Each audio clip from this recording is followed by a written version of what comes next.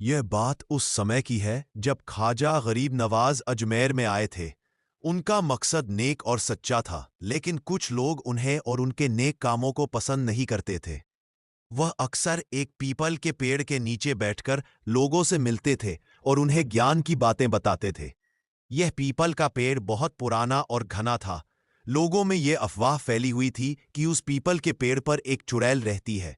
लोग रात के समय उस पेड़ के पास से गुजरने में डरते थे।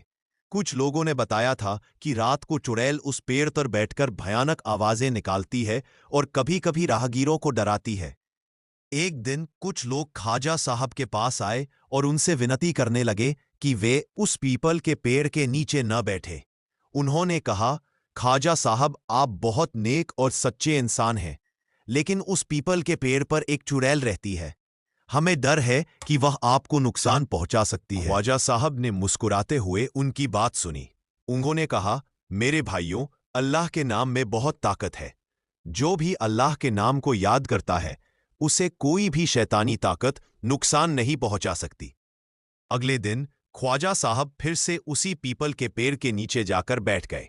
वहां पर कई लोग मौजूद थे। रात होने लगी और सभी लोग वापस जाने लगे।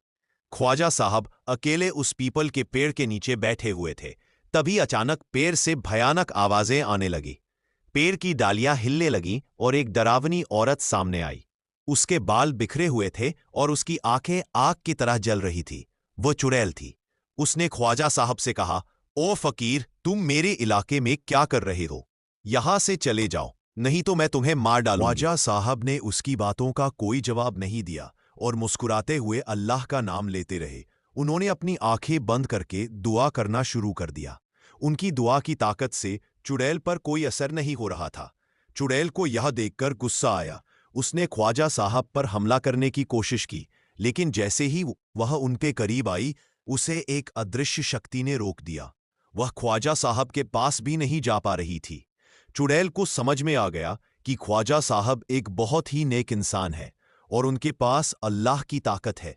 वह उनके सामने कमजोर हो गई। वह रोने लगी और ख्वाजा साहब के कदमों में गिर गई।